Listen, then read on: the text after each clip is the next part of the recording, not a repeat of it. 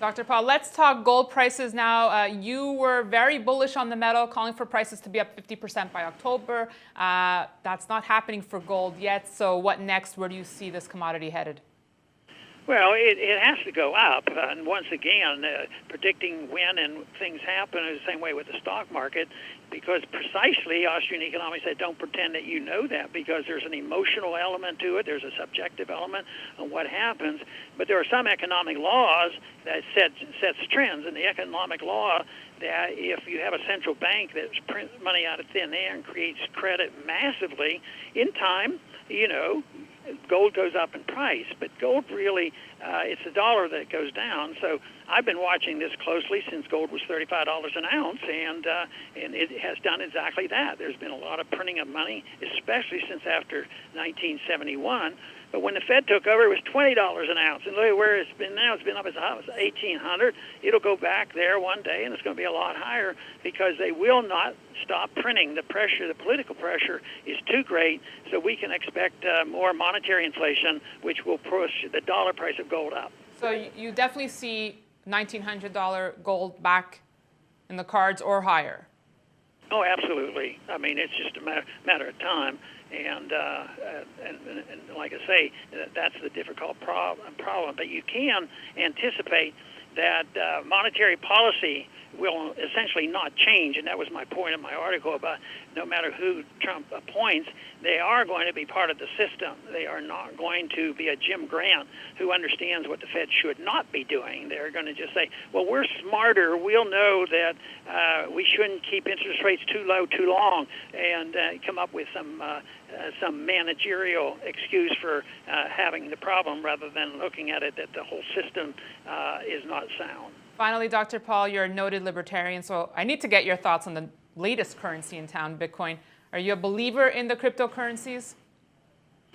Well, I'd have to qualify the word believable. I think that I take a very strong political position of competing currencies. I wanted to legalize all competing currencies.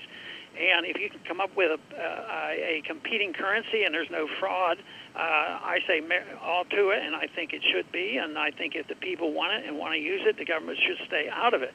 Quite frankly, I don't understand the technology of cryptocurrencies.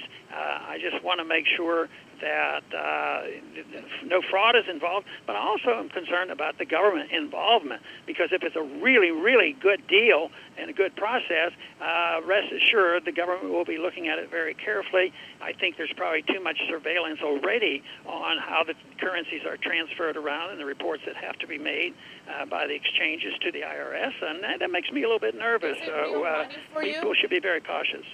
Does it represent real money to you? Not to me, no, it doesn't.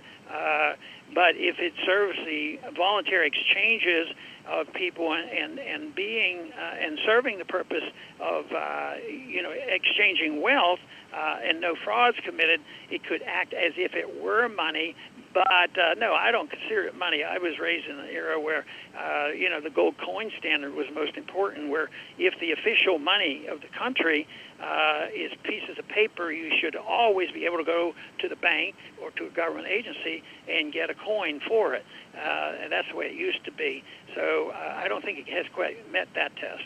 Some say that Bitcoin is stealing the thunder away from gold, and that's one of the reasons the yellow metal is not rallying further. Do you agree with this?